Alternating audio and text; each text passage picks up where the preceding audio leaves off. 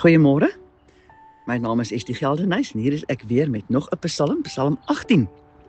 Wat 'n eislike lang Psalm is dit nie. Ek sal dit in 2 deel, vandag die eerste helfte en volgende week die tweede helfte. En ja, ek wil net vir jou sê, ons kan nie die detail van hierdie Psalm miskyk nie. En ook nie die kosbaarheid van die karakter van koning Dawid nie. Dink aan hom as 'n jong seun wat alleen in die veld na sy pa se vee moes omsien. Alleen. In sy alleenheid het hy nie droog gemaak en hom met verkeerde goed besig gehou nie. Daarvoor was die aanslag uit die natuur op die veiligheid van sy pa se vee en ook sy eie veiligheid verseker net 'n groot realiteit. As jong seun moes hy self sorg en hy het geweet, hy durf nie, faal nie. Sy pa se vee was waarskynlik hulle grootste en belangrikste besitting. En hy moes daarna omsien. Hierdie Psalm is so belangrik. Ons moet regtig waar in die wese van die Psalm inklim. En ons sal dit vandag bekyk en volgende week soos ek sê, maar ek wil ook net vir jou daarop wys dat die presiese bewoording van hierdie Psalm vind jy ook in 2 Samuel 22, kan jy glo ook van vers 1 tot 51. Die Psalm het 51 verse en in 2 Samuel 22 is die presiese bewoording van hierdie Psalm ook opgeteken. Kom ons kyk dan. Vader, ek wil net eers vra, gaan asseblief voor my uit. Gaan voor my uit en bring u self, breek u self alles vir ons oop wat ons moet weet en verstaan. Uit hierdie Psalm. Asseblief Vader, ek vra dit in die naam van Yeshua. Vir die musiekleier Psalm van Dawid die knegt van die Here. Wat die woorde van hierdie lied tot die Here gespreek het op die dag toe die Here hom gered het uit die hand van al sy vyande en uit die hand van Saul. En hy het gesê, ek het u hartlik lief, Here, my sterkte. Die Here is my rots en my bergvesting en my redder, my God, my rots by wie ek skuil, my skild en die horing van my heil. Let op, eers verklaar hy sy liefde. Liefde vir die Almagtige is die fondasie wat koning Dawid hier stel. En weet jy, liefde bly ook die fondasie van elke verhouding in my en jou lewe. Mense met wie ons nie verhouding het nie, wat ons dalk nie eers ken nie, maar mense wat ons ken, ons verhouding met hulle word gebaseer op liefde. En dan die verklaring wat hy gee in vers 3. Die Here is my rots, bergvesting, redder, my God. Hy verklaar wie die Here God is. Weet jy, en ek wonder, moet ek en jy nie dit by koning Dawid leer? En dalk net soms gaan sit en vir onsself neerskryf en dit vir ons Vader deurgee.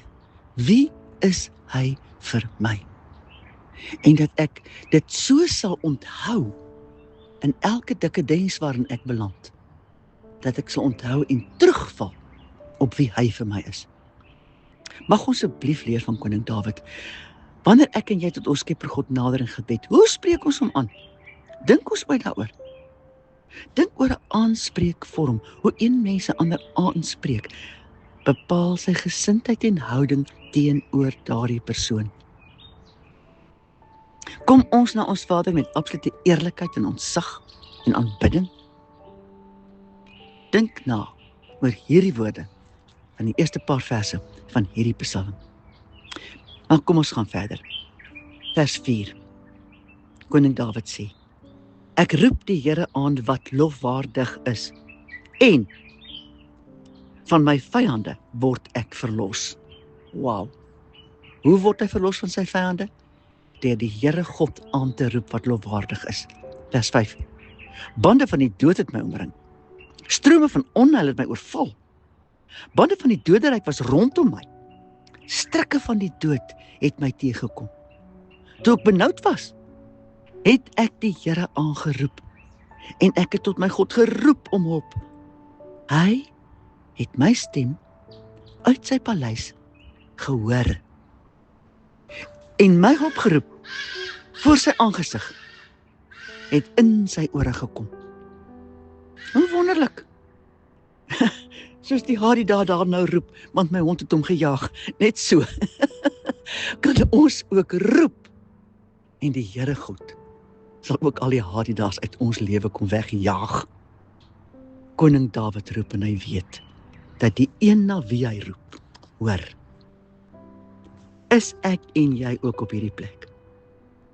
Wanneer ons bid, weet ons dat ons Vader luister, dat hy ons hoor. Watter verskil maak dit in gebed wanneer ons weet dat ons Vader hoor en luister? As ons dit nie weet nie, is gebed maar sommer maar net 'n gebrabbel wat nêrens heen gaan nie. Maar wat gebeur nou wanneer ons Vader die geroep hoor? Nou beleef koning Dawid die toetrede van die Almagtige tot sy hulp geroep. Ek lees van vers 8 en verder. Toe Vader hoor, het die aarde geskud en gebewe, die fondamente van die berge het gesidder en geskud, omdat hy, die Here God, toornig was.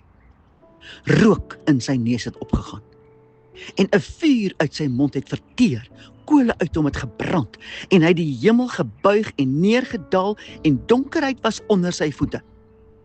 Hy het op 'n gerub gery, gevlieg, ja. Hy het gesweef op die vleuels van die wind, duisternis het hy sy skuilplek gemaak, sy hut rondom hom, duisternis van waters, dikte van wolke, deur die glans voor hom, het sy wolke verbygetrek, haal en gloeiende kole, en die Here het in die hemel gedonder, en die Allerhoogste het sy stem laat hoor, haal en gloeiende kole. Wow, geweldig is dit nie? Dit was koning Dawid se belewenis. 'n man wat baie na aan ons Skepper God geleef het. Onthou net, koning Dawid was geen witbroodjie nie. Hy was wel 'n voorloper, wat die mensdom geleer het dat dit moontlik is om in 'n intieme verhouding met die enigste Skepper God te kan leef. En hierdie almagtige God se reaksie op koning Dawid, wat was God se reaksie op koning Dawid se verwagting? Vers 15. En hy het sy pyle uitgestuur en hulle verstrooi, ja, bliksems in menigte, en hy het hulle verwaar. En die beddings van die waters het sigbaar geword. Die fondamente van die wêreld is blootgelê, vanweë u dreiging, o Here, vanweë die geblaas van die wind van u neus. Hy het uit die hoogte sy hand uitgestrek. Hy het my gegryp. Hy het my uit die groot waters getrek. Dit is wat koning Dawid beleef. Hy het my verlos van my magtige vyande en van my haters, omdat hulle te sterk was vir my. Hulle het my oorval op die dag van my nood, maar die Here was my steun. Hy het my uitgelei in die ruimte.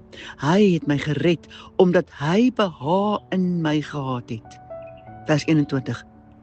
Die Here het met my gehandel na my geregtigheid.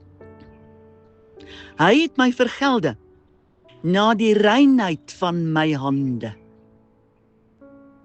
Vers 22. Want ek het die weë van die Here gehou, en nie goddeloos van my God afgewyk nie. Genigtig kan ek en jy dit sê. Ek het die weë van die Here gehou, en nie goddeloos van my God afgewyk nie. Vers 23. Want al sy verordeninge was voor my, en sy insettinge het ek nie van my verwyder nie. Kan ek en jy dit sê? Vers 24. Maar ek was opreg by hom. Luister, moenie eens probeer om te dink ons kan enige iets van ons Vader God wegsteek nie. Hy ken ons beter as wat ons onsself ken. Daarom kan koning Dawid sê, en ek en jy moet dit ook begeer en daarna toe opleef, maar ek was opreg by hom. En ek was op my hoede vir my ongeregtigheid. So het die Here my dan vergelde na my geregtigheid, na die reinheid van my hande voor sy oë. By die liefderyke betoon u uself liefderyk, by die opregte man opreg, by die reine, rein. Maar by die valse betoon u uself verkeerd. Want u verlos die verdrukte volk, maar u verneder die oë wat hoog is. Want u laat my lamp skyn, die Here my God, laat my duisternis opklaar. En dan sê hy in vers 30, want met u loop ek 'n bendestorm, en met my God spring ek oor 'n muur. Wow! Hoor hoe lys koning Dawid dit. Al die goddelike verordeninge was voor hom, en sy insettinge het koning Dawid nie van hom af verwyder nie. Daarom kan hy sê, so het die Here my dan vergelde na my geregtigheid, na die reinheid van my hande, want dit was altyd voor sy oë. Gaan lees asseblief weer, verse 26 en 27. Daarom is vers 28 en 30 goddelike waarheid. Volgende week sal ons kyk na die res van hierdie kosbare psalm. Maar kom ons sê net eers, Vader, wees ons asseblief genadig. Gee ons die begeerte om waaragtig te begin verstaan wat koning Dawid se verhouding met u waarlik behels het. En dat ons sal begeer om ook so in u in te groei. Dankie Vader, dat koning Dawid nie 'n witbroodjie was nie. Hy was net 'n man wat sy hart vir u oopgemaak het. Help my, help elkeen van ons om waaragtig ook ons harte so vir u oop te maak, dat ons met dieselfde begeerte sal sit om u so te ken soos koning Dawid u geken het, sodat ons kan inleef in dit wat koning Dawid in u beleef het.